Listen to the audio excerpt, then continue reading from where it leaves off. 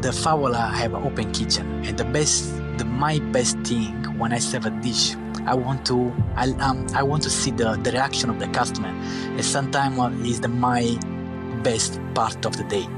When after cooking, plating, serve, waiting until the dish reach the customer, and wait until the first bite. And that one is my day. This is the Deep in the Weeds podcast. I'm Anthony Huckstep. Travelling the world and immersing yourself in different cultures, cuisines and ways of life can alter your own.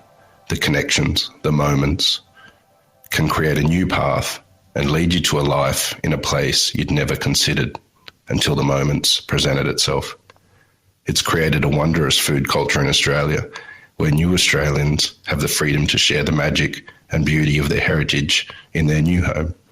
Fabio Stefanelli is the chef and owner of Favola in Newtown, Sydney. Fabio, how are you going? Not bad. How are you, Anthony? You made the move to come to Australia way back in 2009. Well, what led to that decision? I used to work in Moscow in Russia, and I used to be the head chef of the one restaurant there. They call Pod Moscow Vechera. And that time was very, very, very cold on that period in Moscow. And we decided me and my sous chef to move and enjoy a little bit of life, because we've been work together in a few different fine dining restaurants.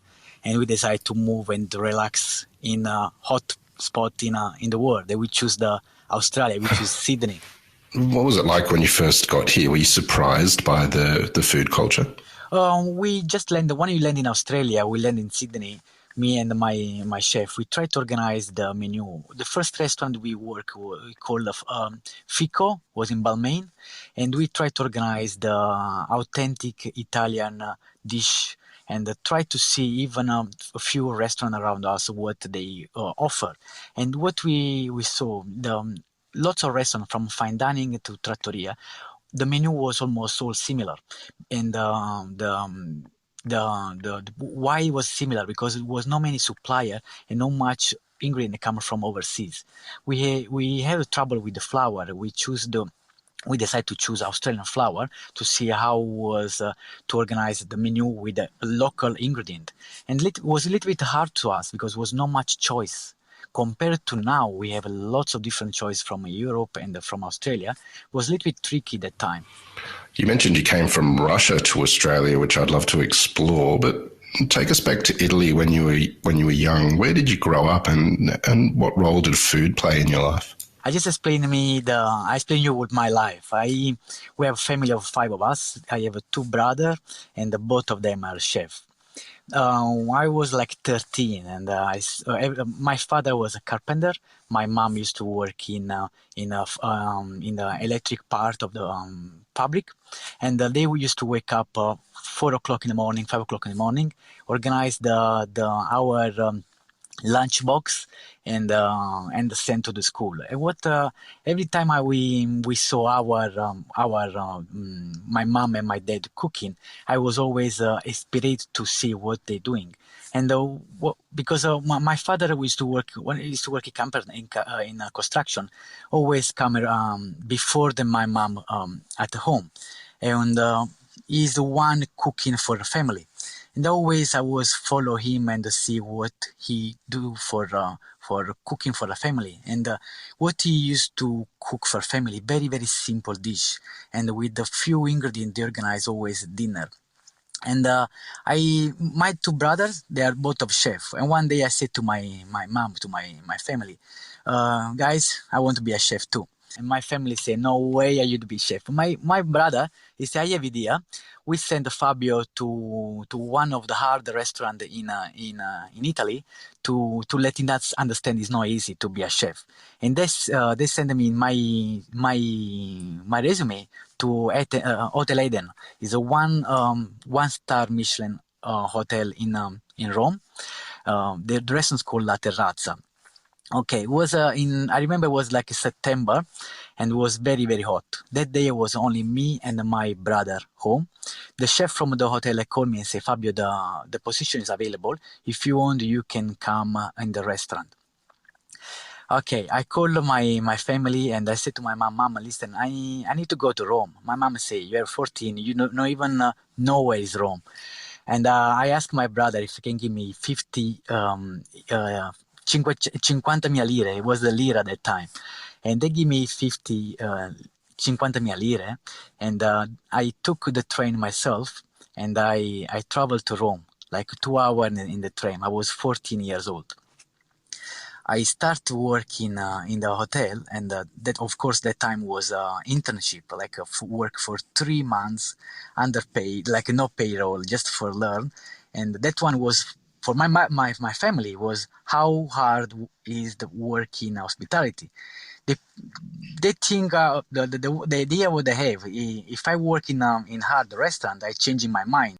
And what I did, I finished the internship. I go back on the hospitality industry, hospitality school.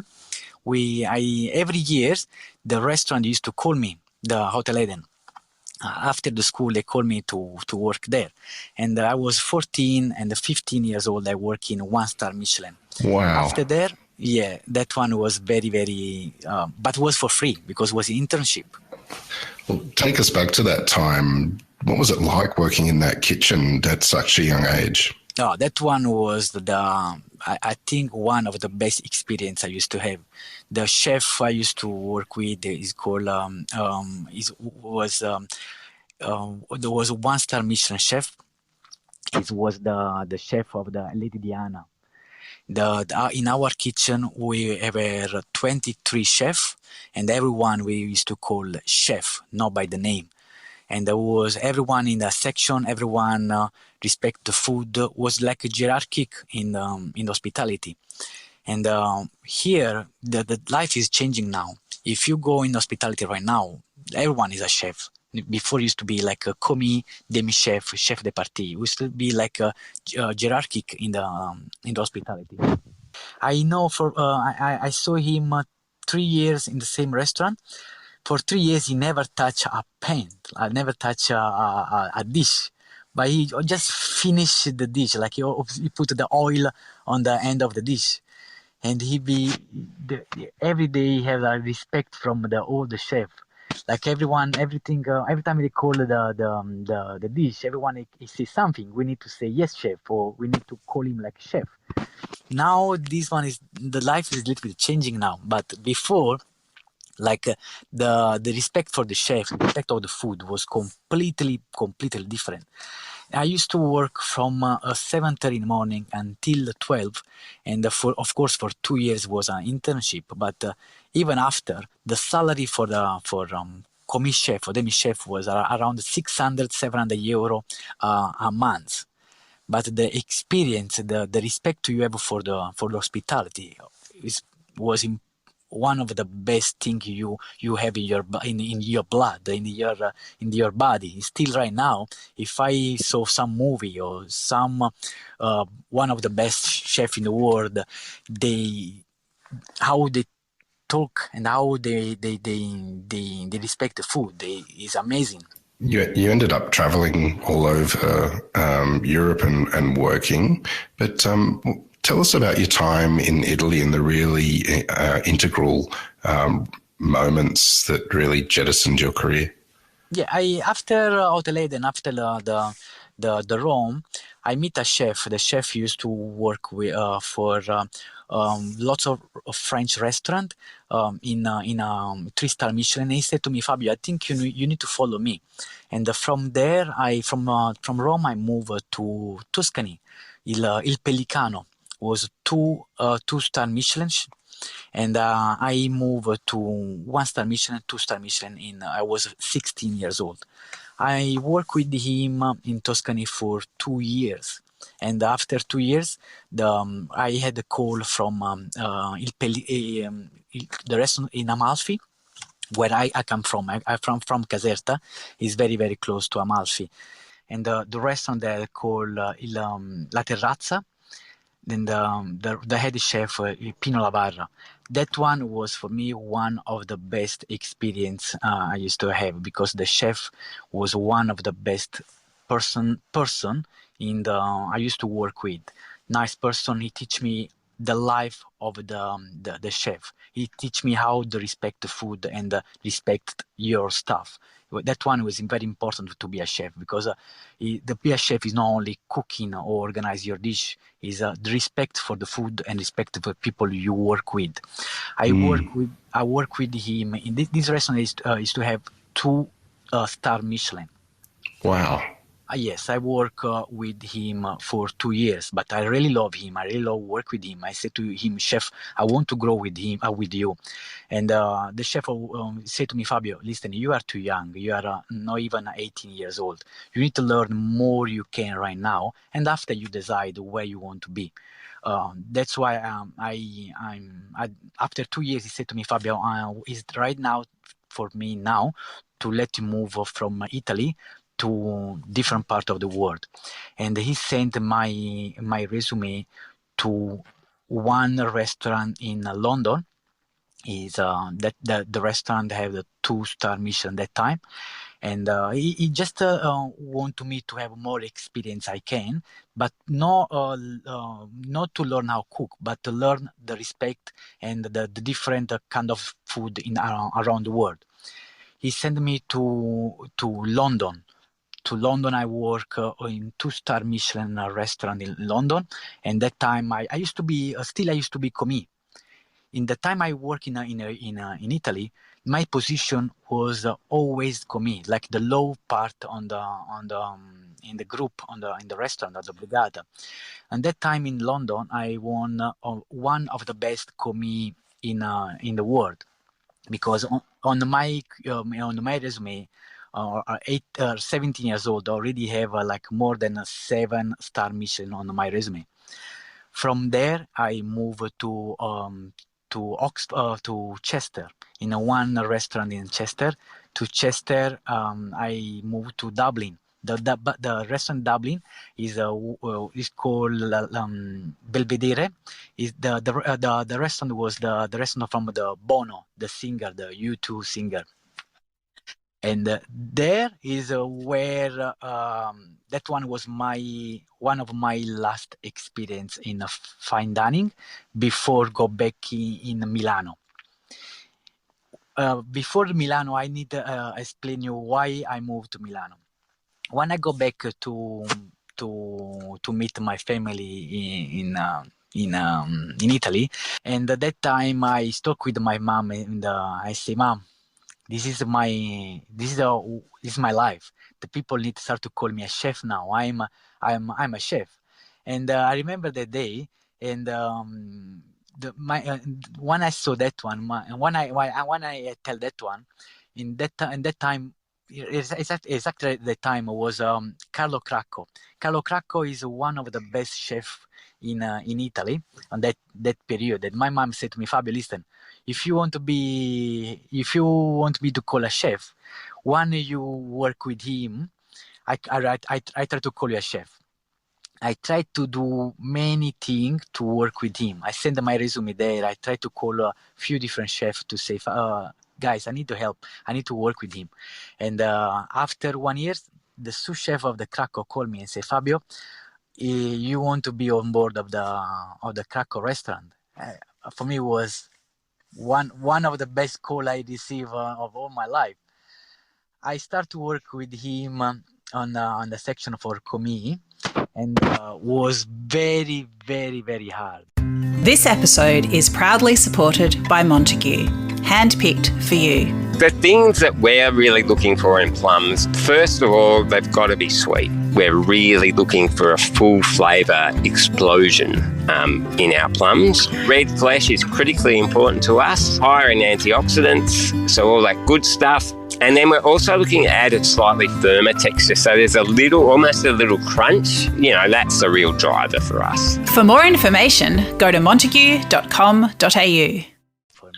Carlo Cracco is a very famous chef and renowned for cooking risotto in a modern way. And not stubbing his nose at tradition, but doing something a bit different. Is there any dishes that really stand out from your time there that you cooked? Yeah, my family dish is called Il Libro del Pesce, the Book of the Fish. It's a book where there's lots of fish inside, but it looks like a really book. But the difference from a real book, you cut your page and you eat the page with different flavor. You know what I mean? The book is a different page. The first page is like a prawns. You cut the page of prawns, you eat the page, and the flavor was a prawns flavor. You go on the sea bass. Again, cut the page, you eat, and that one was shocking for me to see something like this, unreal. One of the famous dish he had he called the uovo, the eggs. He made the eggs in the all different flavor, like a carbonara eggs, the all different flavor of the eggs. The eggs, I think, was one of the best dish he had on the menu. Yeah. After work with him more than a year, unfortunately, I had a bad call from my family in Italy, and was something happened in my family, and that time my family need a little bit support, economic support, because one, I used to work in the fine dining. The salary was very low, and that time my family need economic support, and I decided to make a call. I had to call Pino Lavarra, the chef from Amalfi. I said to him, chef, I need a hand. I need to make money, lots of money in short time. And I have a few things in mind. The one was working in a petrol in ocean, in oil petrol in ocean. The one was working in mining in Perth. It was two of them. And the chef said to me, Fabio, listen, it's too hard for you. It's too young to work you in this kind of reality, because it's not. I know you make money, but it was very hard. And he called one chef in Moscow, and the restaurant in Moscow, it was a closing restaurant. It was not open. It was a closing restaurant. And I say, how can work in restaurants close? He said, don't worry for you. If you want to make money, you go there. I send you there. I travel from Rome to Moscow. To Moscow, I meet my chef Carlo. We work together in this reality. The restaurant was with the 43 chefs, two Italian, and the rest was a local staff. We used to work in a restaurant completely closed, and they work only for pride function. Well, like a very, very VIP people. When they arrive, we cooking for the prime minister. We cook for Berlusconi. We cook for very, very, very important people. Yes, and that one was shocking for me, the quality of the food, the quality of the caviar, the quantity of that one. I remember we used to for me, 19 years old, have the person next to me to translator, have the person, if I need something, I have cars, I have my villa, and I have lots of money come from the experience. But the restaurant was closed. And I remember the day I was out with my friend in the club, and this guy called me and said, Fabio, you need to come in the restaurant, because the owner, he want a cheese plate. I said, restaurant's closed. I say, yeah, but he own you. I say, what I mean? I say, I work from 8 o'clock in the morning until midnight. He said, no, we need to have a chat. The chat was, he want me to work 24 hours, like he want to be the private chef for him, because when the restaurant was open, he don't possible come in the restaurant. And that one was a little bit tricky for me. I say, guys, I never saw him. When I come in the restaurant, he have like the 3-4 different cars follow me. What he doing? And they said to me, I don't know, Fabio, but he have a different. We have a different bank, different, lots of money. But he never be in the restaurant when there's people inside the restaurant. He want to be there when no one there. Anyway, the question for him to me is, say, Fabio, how much you want to me to own you. And because after 6 months in Moscow, in a restaurant, when in the restaurant open only one time a week, maybe one time every 50 days, only for private function. The rest of the day was just no one there, like boring. And me and my friends say, we have enough, we need to move. And they said one the was the offer from him, how much you want? We say, okay, you know what? We ask 10,000 a month. The answer was okay, but from today, we own you. And that one was shocking for us, because everything we want, eat, everything we want, we had in my hand, was lots of money. With that money, I helped my family, and I built big house in Italy. But after that experience, I said to my friend, because my friend on that time we don't know what we need to do with money. Like, it was too much money for two young guys. So I'd say party, go out. Say, guys, now it's too much. We need to relax. We need to enjoy the life. We fly from Moscow. It was like minus 15 to landed in Australia. It was 40 plus. we we spent 2 weeks in completely sick, because we was completely sick from jet lag. We were completely sick, and we travel a little bit to travel. We tried to see how Sydney are. We tried to eat few restaurant. Carlo start to work Est restaurant. And I say to Carlo, he's my friend in Sydney. I try to help him because he need the hand. This restaurant was a Fico restaurant, and the head chef was without experience. He asked me to give a hand. I said to him, okay, don't worry. I organize menu, I organize the stuff, and I just help you. That time I was working on that restaurant from 10 o'clock in the morning until midnight. I help him to organize menu, the stuff, the supply, everything. And the salary I used to have was $600, $650 a week. Compared in Italy, then that was like the same money a month. I was thinking I have good money here. But the first time I paid the rent in Australia and to see how expensive was life, I was thinking, oh, this money is not enough. And we have a argue with my chef and talk with the owner of the restaurant. I say, guys, this money is not, I don't think it's enough, because the kitchen end have $600 a week. How the organized menu is $650. The owner say, you just help him to organize the preparation, like cleaning a vegetable, organize dish. I say, no, come on, this is my menu, this is my stuff. And yeah, at that time, my best friend, he just used me and told the owner I help him to organize the vegetable. But at that time, I was shocking. I say, come on, I'm here to help you. You just tell him I help you instead of give you the idea to menu. And I left. So tell us about Favola and why you chose Newtown and what you're doing there. Me and my partner, we choose Newtown. We have lots of searching around Sydney because we want to open a takeaway joint. The idea was to open Italian Australia. And we have a few different locations in mind, but Newtown was very trendy. It's different. Was full of young and student. I say, oh, this is the best spot we can open, and we start looking for a restaurant there or takeaway, and we found that this one on sale. It was called the Manchi. Was a place they used to sell marijuana or whatever in different joint, and we choose this one. We choose the Manchi.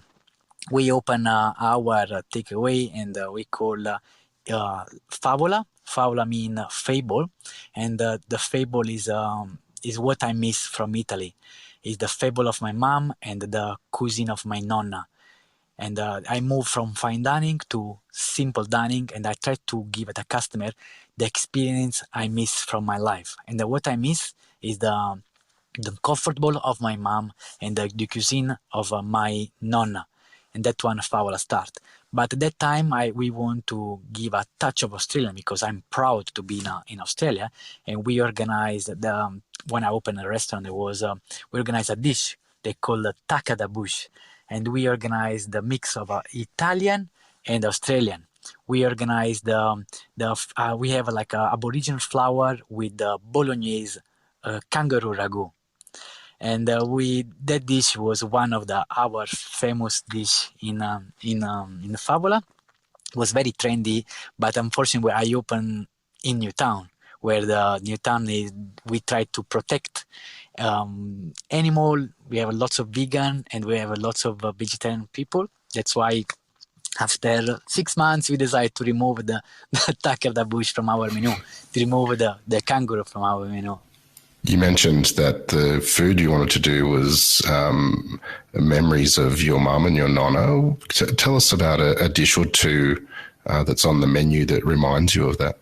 We organize a dish called Filomena gnocchi. Filomena is my mom's name, and we organized the gnocchi. Why the gnocchi? Because when I opened the restaurant, there was my mom here, and we did a few dishes together. We did the gnocchi, we did the ragu, and we did the broccoli salsiccia. That one are the simple dish we can do in Italy. The mom used to make the mom and nonna. The nonna is the one who make the gnocchi on Sunday, and the mama will cook ragu. In Italy, in Napoli, the ragu is the one you start to cook like 5 o'clock in the morning, and you have like a midday, like a 6 hour cooking. Very, very slow cook. And I think the ragu napoletano is the dish where you can find the story of the story and tradition of your family. Because more love, more passion there in that dish, more the flavor is changing. That's why we grow up, 10 o'clock, we grow up with the smell of the ragu. Like we wake up in the morning on Sunday, we already have like the smell of the ragu in our house. And I remember our breakfast was like the bread from the day after drop on the sauce or the nonna and the mom used to cook. That one was our breakfast. The pane e ragu, the bread and the ragu, and that one is our dish. We have in the Favola, and this is one of our signature one, and everyone loves that one. Well, what do you love about what you do? Is the passion, is what I'm doing, is the respect of the food and the respect of the ingredient, and what I love sometimes with the simple ingredient you can create a dish, and that dish you can give a customer a smile. The Favola have an open kitchen, and my best thing when I serve a dish, I want to see the reaction of the customer. And sometimes is my best part of the day. When after cooking, plating, serve, waiting until the dish reach the customer, and wait until the first bite. And that one is my day. Well, Fabio, we've loved having you on Deep in the Weeds today to hear your story, and I know there's so much more to it. Please keep in touch, and we'll catch up again soon. Grazie, Andre. This is the Deep in the Weeds podcast. I'm Anthony Huckstep. Stay tuned as we take a deep dive into the lives of the incredible people who ply their trade in the food and hospitality sector. Special thanks to executive producer Rob Locke for making this all happen. Follow us on Instagram at Deep in the Weeds Podcast, or email us at podcast@deepintheweeds.com.au. Stay safe and be well.